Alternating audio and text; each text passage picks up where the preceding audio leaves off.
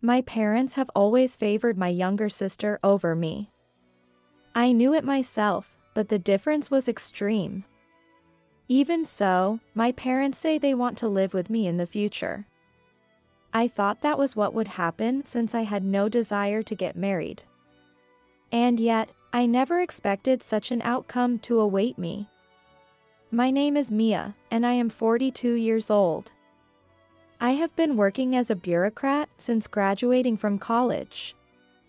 Even if I say so myself, I have always been good at studying. As an elementary school student, I liked difficult novels and made it a habit to read encyclopedias and reference materials.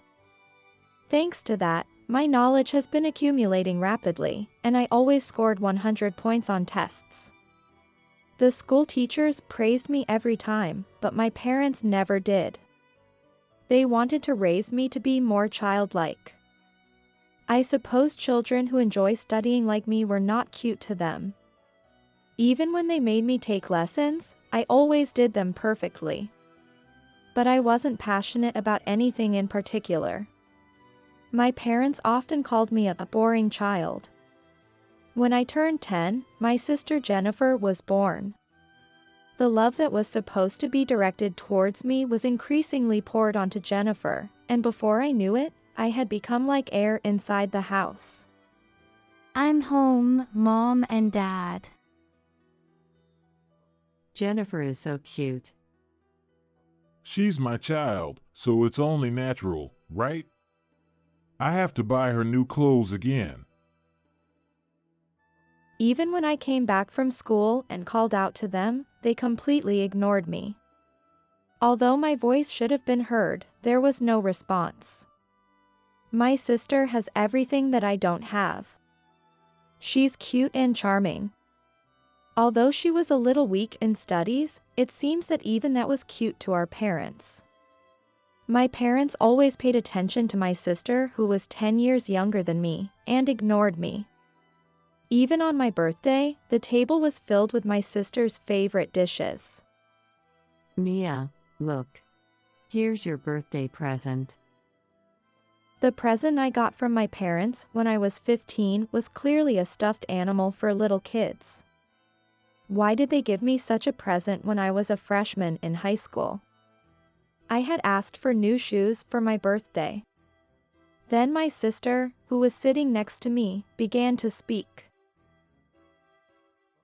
Oh, that's the one I wanted. And she snatched the stuffed animal from my hand. My parents also looked at her with a smile. This was the one Jennifer wanted. I made a mistake. Yeah, we were careless. Mia, sorry, but can you give it to Jennifer? They told me such a cruel thing calmly. But this is my birthday present. Mia, you're a high school student. You don't need a stuffed animal, do you? That's right. Jennifer wants it. Mia, you're the older sister, so give it to her. My sister looked at me with a smirk, as if she knew this would happen. I even felt fear for my sister, who was only 5 years old. Even in such a sister-prioritized life, people seem to get used to it somehow. Before I knew it, I had accepted this life as normal. No matter what I did, I was never praised, and when I spoke, I was ignored. I had given up on such a daily life. But I never slacked off on my studies, and I passed the high school entrance exam successfully. And I was able to pass the entrance exam for a super elite university. I didn't go to cram school, and I asked the teacher when I didn't understand something. I was so happy when I found out that I passed, because I studied hard. But even when I got into college, my parents didn't praise me. It doesn't matter what college you go to. What matters is where you get a job and how much you earn. He threw such a dreamless word at me. On the other hand, I started job hunting early and didn't compromise at all. As a result, I passed the civil service exam and became a bureaucrat after graduating from college. I went back to my hometown after a long time and told my parents that I got a job offer as a bureaucrat. Dad, Mom. I finished job hunting. Really? My mother was still uninterested as usual. My father didn't even reply and was playing with his smartphone. And I'm going to work as a bureaucrat. Wait, what? Bureaucrat? Did you just say bureaucrat? My mother, who had shown no interest at all until then, suddenly looked up and saw me. What? Bureaucrat? Mia, is that true? My father also stopped his smartphone and jumped in. Yeah, it's true. I passed the civil service exam. I thought I'd report to you guys too. That's why I came back today. I thought I wouldn't get any praise even if I reported this, but contrary to my expectations, my father and mother congratulated me one after another. Mia. That's amazing, a bureaucrat. I'm so surprised. Wow, I always knew you were a smart kid, but I didn't expect you to go this far. I'm proud of you too. I was stunned by the unexpected turn of events. I couldn't believe that my parents praised me so much.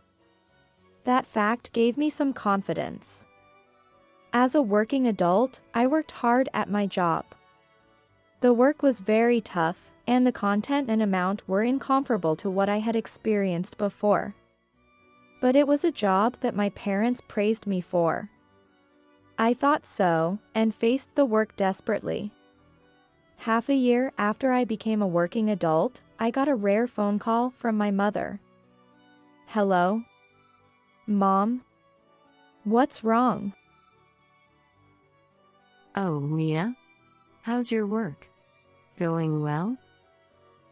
She cared about me. I felt happy when I thought so.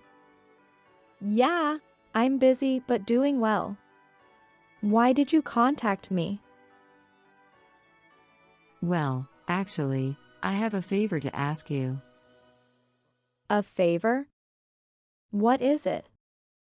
Then my mother began to speak awkwardly. Actually, I haven't been feeling well lately.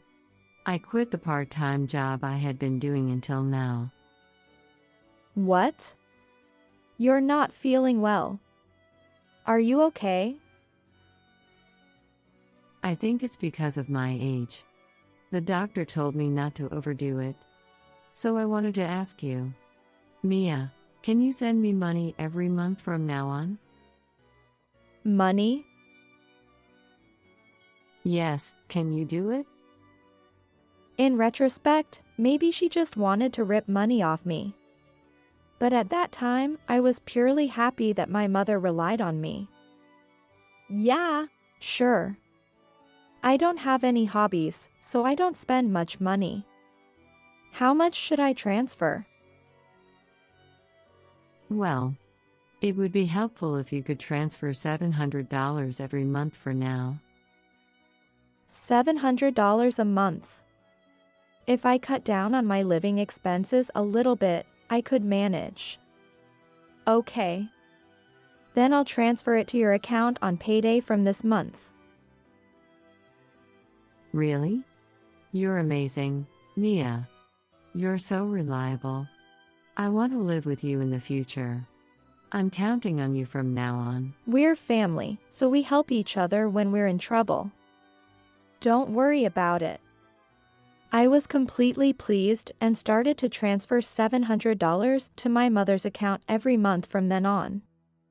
Then, I started to get asked for money from my father and sister as well. Mia, I'm sorry, but can you transfer me about $350?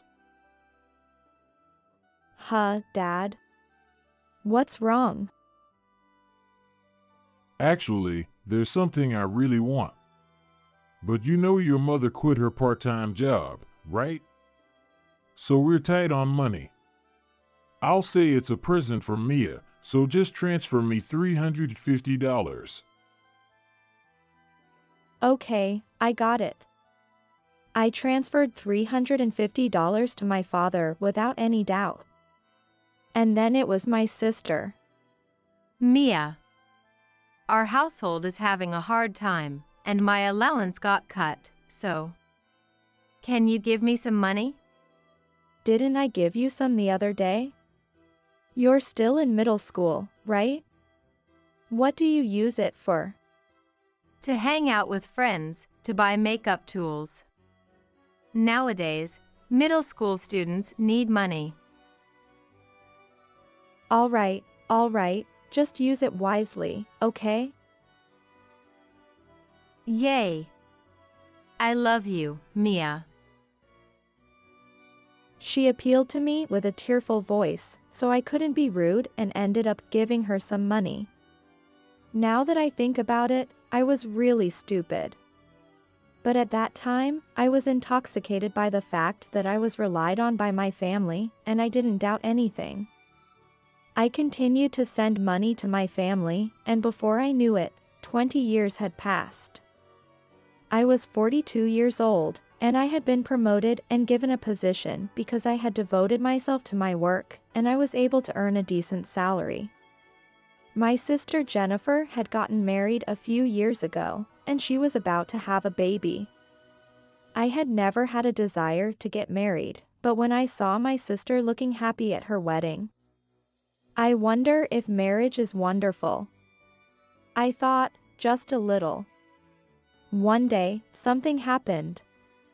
When I went back to my parents' house after a long time, they made me a proposal. Mia, I've been telling you this, but your father and I want to live with you. So, if possible, we want you to build a house for us. Huh, I have to build it? Why can't I live with you in this house? This house is getting old, isn't it? Your father and I are getting weaker and weaker in our legs and hips. We want to live in a more comfortable house from now on. I see. To be honest, I was worried about my parents too. They were getting old, and my sister had already moved out after getting married. Maybe it would be better for me to live with them before something happened. I thought so, and I accepted their proposal. Okay. I have some savings from before. I'll try to build it as soon as possible. When I told them that, my father and mother were overjoyed.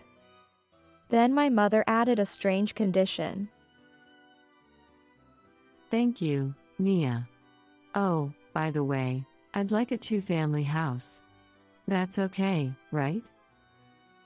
Huh? Yeah, that's fine, but... Even if we're family, private space is important, you know. Hee hee. At that time, I thought they were being considerate of me, but... In fact, they had a terrible plan that I didn't know about. I decided to build a two-family house and started preparing right away. I decided on the floor plan with my parents on my days off and asked a contractor to do it. For a while, my days off were almost spent for my own home. About a year later, a splendid two-family house was completed. On the day of delivery, I asked a mover to take care of my luggage and was about to head to my new home when I got a phone call from the mover. Excuse me, but the people at the house said, "We don't need that luggage, take it back." What? What do you mean? I hurriedly called my mother to check. Hello? Mom? Oh, is that Mia? What's wrong? Why are you in such a hurry? I just got a call from the mover, and they said they were told to take my luggage back. Did they get to the wrong place? Mom, can you go outside and check? Then, the next moment, an unbelievable word came out of my mother's mouth. Ah, I was the one who refused it. What? Wait, Mom, what do you mean? Hee, thank you for your hard work. You're no longer needed. My head went blank at her words. No longer needed? What does that mean? Aren't my parents and I going to live in that house from today? I rushed to my new home. And then... Hey, Mia. There was someone waving at me from the balcony on the second floor. It was my sister Jennifer.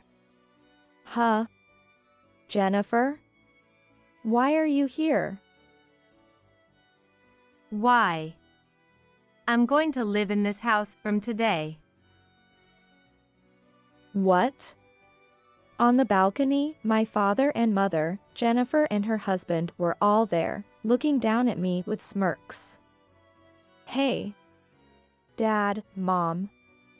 What's going on? Why are Jennifer and her husband here?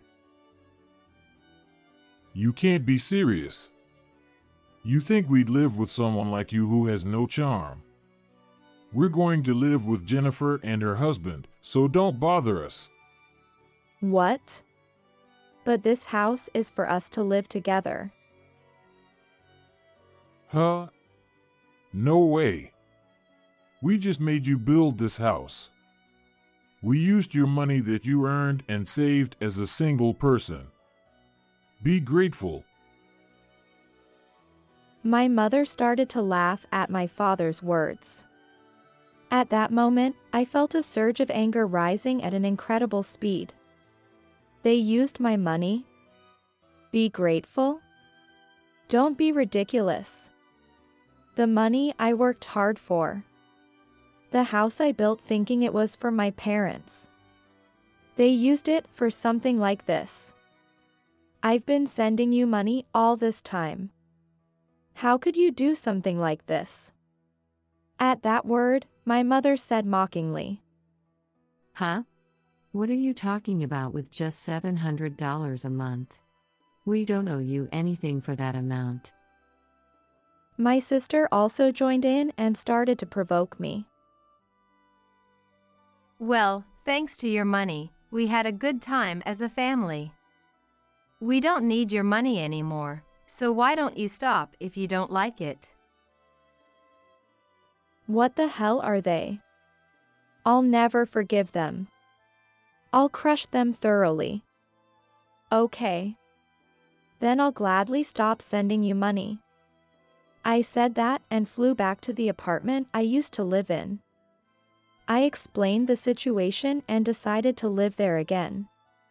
And to get revenge on that fake family, I used all my contacts and prepared for the punishment. During that time, I got nasty messages from my parents and sister saying they were enjoying their new home, but I ignored them all. They can only live there for a little longer anyway. They can enjoy it while they can. 2 weeks later, I got a phone call from my father. Hello? Hey, Mia. What the hell is going on?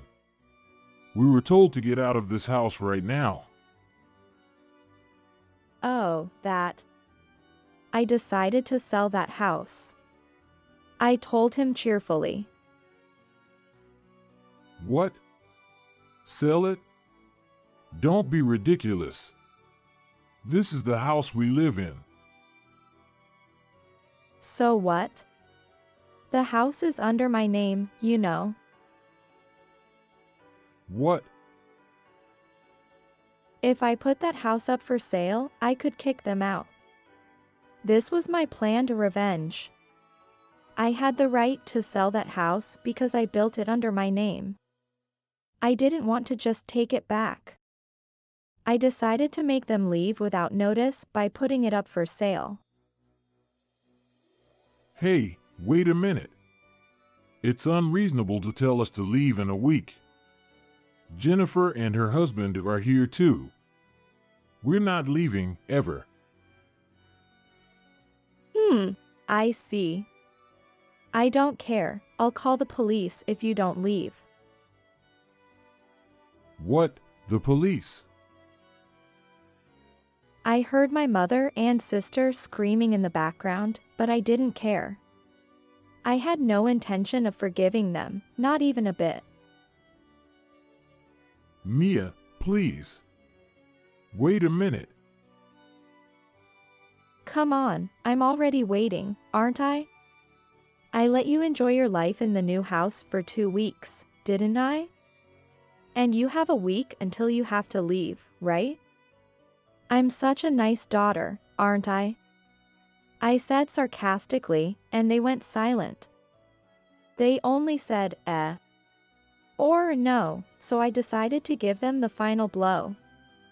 Sorry, but I'm not going to be your convenient cash cow anymore.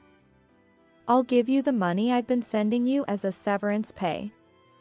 But in return, stay away from me forever. I said that and hung up the phone. It's finally over. I felt relieved and collapsed on the floor. My life had been nothing but being deceived and used by my family. It was finally over. A week later, my parents, who were kicked out of that house, had to go back to the old house they used to live in. My sister and her husband had already canceled the house they were living in, so they had no choice but to live with their parents. It's all because of you, Dad and Mom. You made us suffer too. What did you say? It was you who started to say you wanted to live with us. That's right. If we had let Mia live with us instead of you, we would have had a stable retirement. What? What are you talking about? You shitty parents. The honeymoon between my sister and my parents was long gone. Now they curse and blame each other every day. I'm glad I cut ties with such a greedy family. I won't get back the money I sent them, but I can get back my life. From now on, I want to spend money for myself and live a happy life. How did you like this story? Please also subscribe to our channel. See you in the next video. I am a hairdresser, 38 years old, currently running 4 beauty salons. Nancy Turner. From the moment I decided to become a hairdresser, my goal was to open my own salon. Therefore, after graduating from beauty school, I thought I would have the shortest possible time to train and acquire skills. I spent my days studying without time to play, along with learning business management. Even so, I enjoyed doing what I loved towards my dream, and no matter how much time I had, it was never enough. I met my husband before the opening of my first salon, where I recruited only a few staff members. He was the one who came to the interview. Nice to meet you, I'm Frank Turner. He greeted me cheerfully, and was 2 years younger than me. I loved people who could greet people in a loud voice. So I had a good impression of him. Nice to meet you, Frank. I'm Nancy Smith. Thank you for coming today. I would like to have my own salon in the near future. It took me so long to decide what I wanted to do, and I started late to go to beauty school, but I finally graduated. But I wanted to find a job where I could be the best at something. That's how I came up with working at a beauty salon. From then I studied as hard as anyone else at school. I think it's great to have a goal. Your salon is currently recruiting opening staff, so I was determined that there's no other place for me, so I applied here. I would love to learn here. I see. I understand how you feel. I've also come this far with similar goals. Please let me learn about the technical and management aspects here. Please. We'll finish the interview for today. Frank Turner, I'll hire you, and our job recruiting will be over. Excellent. Thank you very much. I'll do my best. Thank you, I'm looking forward to working with you. This is how I started the first memorable salon with my current husband as a member. This is how I met my husband. Frank was a man of his word and worked harder than anyone else in my salon, studied hard, then freely opened his own salon. I supported him because I had heard his dream from the beginning, and I taught him everything I could teach. He worked really hard during his training, and he came into the salon to practice even on his day off. I felt more and more supportive as it was like watching myself a little while ago. It was around the time when his salon was about to open. Hey, Nancy. Please wait for me at the salon tomorrow night, and don't forget to dress up to the nines. What's going on? I couldn't have opened my own salon so soon without you, Nancy. I want to thank you, so please join me for dinner tomorrow night. Aw, you shouldn't worry about that. Please. All right. I'll be there and make sure to dress up to nines. Yay! Then I'll pick you up tomorrow. I didn't expect to be taken to an authentic French restaurant that day, and I never imagined that he would propose to me. Thank you for coming today, and thank you so much for everything you've done for me. From now on, I'm also one of your rivals in the same industry. He said it and looked straight into my eyes with a smile. My heart missed a beat for a moment and I glanced away from him. I have been holding back for a long time, until we were in the same position. Will you go out with me? No, actually, please marry me. That's why I asked you to come here today. Goodness me. I didn't want to say the word marriage out of the blue as it might turn you off, so I quickly changed to say, will you go out with me? But I am serious. I liked you from the first moment I met you at the interview. Well, it was kinda a sense of longing at the beginning. Nancy, will you become a family with me while we are looking after our own salon? Well, actually, I still have plans to increase the number of salons by at least 3 more. So I can't think about marriage or children at the moment. Just because we've married, it doesn't mean you have to become like a regular homemaker. We can have children when you want to have them. I'm also going through a hard time from now on, and if we get over that together, we'll be fine. You don't like me? You don't like younger men? No chance to even go out with me? He looked anxiously into my face as I looked down. I made eye contact with him this time and said, "Thank you, I would love to." With these words, we started dating towards marriage. Looking back, this was the pinnacle of our happiness. Even though we are in the same industry, we both have different workplaces, we both have our own salons to look after, and we believed that we would be the best partners who shared the same sense of value and thoughts. After this, we registered our marriage when Frank's salon got on track and we also bought an apartment to live in together. Since I had a lot of plans for my life with my salon, I had never really thought about marriage or anything like that, so I was undoubtedly the most surprised by the current situation. Soon after, I started preparing for the opening of the second salon. Since Frank and I had promised to keep out of each other's businesses, we only had small talk and did not explain them in detail. We increased the number of salons like this, and I was about to open the 4th salon, which I had been aiming for. It took me a long time to get here and it was really tough, but above all, the fact that I was with him made it actually difficult, halfway through, for me to do what I wanted to do. Put simply, there was a big difference in the way Frank and I thought about running the salon. I always show up at all the salons every day to check how they are getting on, make sure to communicate with the staff, and try to serve at least one customer at each salon. As for Frank, what he said about wanting a place to work at the top was actually the exact opposite of what I meant. He left the salon to the staff, and only showed up when it first opened. The rest of the time he wasn't really working. He had been working hard to be the top up to that point, where he could just give them instructions, and take the easy way out. So there are a lot of staff members coming and going, they also lose repeat customers, and he's now ended up having only one salon, and losing money every month. Moreover, he says things like it's all the staff's fault, without giving them a chance. I hit the roof watching him. However, we had promised to keep our businesses totally separate, so I sucked it up. My first salon is a family-oriented salon in the town. The second one is near the train station, where young people gather, and the prices are set a little cheaper for young people.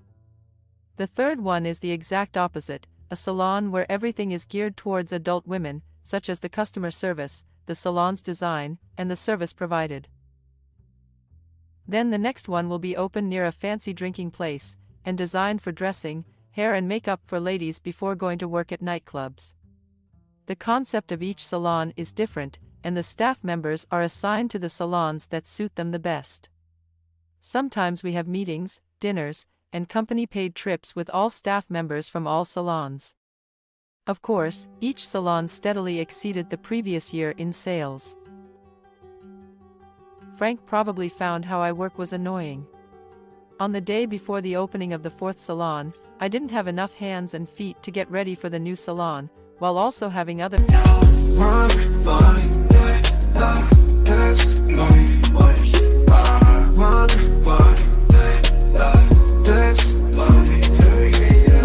As the morning dew kisses the earth gently, I rise with the sun, feeling free, feeling plenty. In the quietude of dawn, where dreams unfold, I find solace in rhythm and stories untold. From the whispers of trees to the songs of birds, I draw inspiration from life's gentle words. In the symphony of nature, my spirit soars, a melody of hope behind closed doors. I lace up my shoes, hit the pavement light, each step a beat.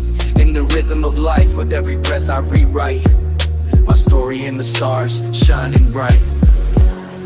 In the stillness of the morning, I find my flow. In the silence of the sunrise, I let it all go. With every verse I let my heart show. In the gentle beginnings, my spirit will grow. In the hustle of the day, I find my stride. With every challenge I face, I take it in my stride. In the chaos of life, I seek to confide in the power of music where I can reside. From the city streets to the open sky, I spread my wings, ready to fly. In the rhythm of motion, I amplify my dreams, my hopes, reaching for the sky. I paint my world with words, colors bright. In the canvas of life, I find my light. With every rhyme, I ignite a fire within, burning bright.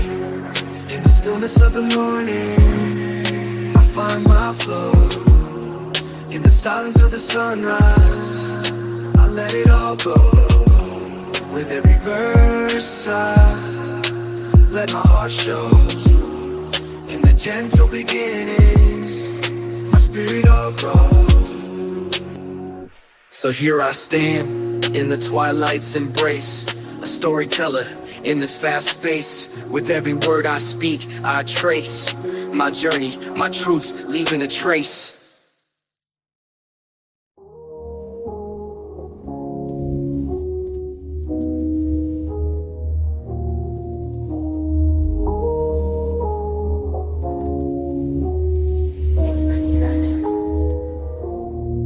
So as the sun sets and the day's at rest, I lay down my pen, feeling blessed. In the gentle beginnings, I confess my love for this art, ever impressed.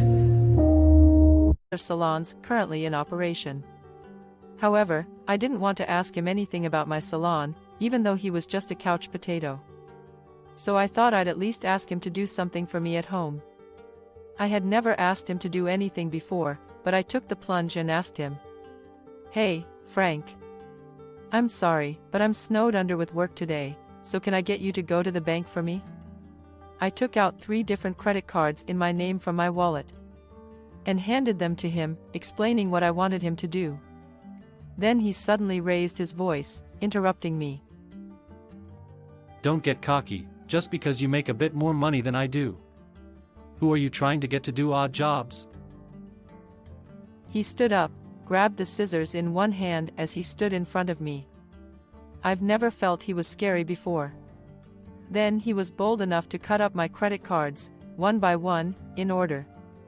What the heck are you doing? That's terrible. That's your fault because you are trying to make me do that. If you can't manage to do that yourself, why don't you hire someone to do it for you as you're earning a lot? The things I've just asked you to do are all related to this house and our livelihood.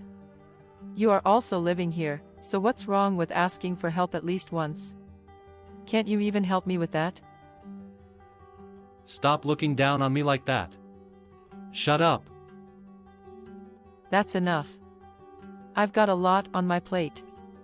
Don't make trouble for me anymore. I left the house after saying it.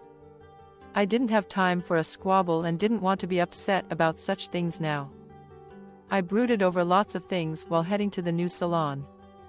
No matter how many times I brood about it, I come up with the same consequence. I don't even need him anymore, and he is no longer the Frank I loved. I'm gonna break up with him. That's what I decided. For the time being, I was too busy to go home for a while. Then a week passed since that day. The opening of the new salon had settled down successfully, so I went home once. When I entered the house, I found a woman's shoes at the entrance. I didn't care about it and went inside, then put the divorce papers in the living room. Then I started to pack my stuff in my room. I kept hearing the flirting voice having fun from his room. I was so frustrated, but I didn't cry. Two of them came out of the room just as I was about to finish everything. Frank recognized my presence, and looked surprised for a moment, but pretended to be normal. If you're coming home, say so. You surprised me, as you've just come home out of the blue, since you haven't come home for a while. To my surprise, the woman standing behind him in her underwear was a regular customer I've always served at my first salon. She looked uncomfortable too, so I told her to get dressed anyway. She rushed back to his room. I've brought the divorce papers in, they're in the living room, can you sign them right now?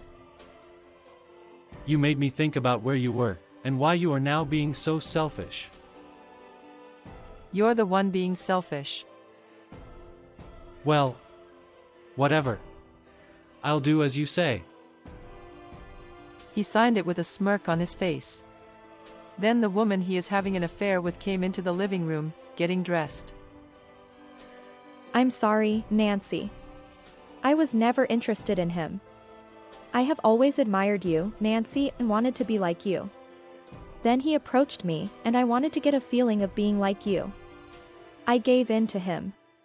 I'll never do this again. Please forgive me. What the? Are you mocking me? If you want to get the feeling of being like me, you can't do that with a man like him now. Go ahead if you wish, as I don't need him anymore. I'm not gonna do that. I don't need him either. That's so funny, Frank. No one needs you apparently. What's the matter with you guys? Make sure to register the divorce papers. Go home, both of you. He handed it over to me and I left the apartment with her. She kept apologizing when we were alone. His selfish behavior drives me round the bend though. I honestly didn't feel much anger towards this girl. I guess that was my true feeling, that I didn't love him anymore. I had already decided to divorce Frank, so don't apologize anymore. But I think you'd better stay away from a man like him. Come to my salon anytime, you are always welcome. She said nothing, crying, and I left her there. I wanted to be a cool woman in front of her who admired me. A few days later,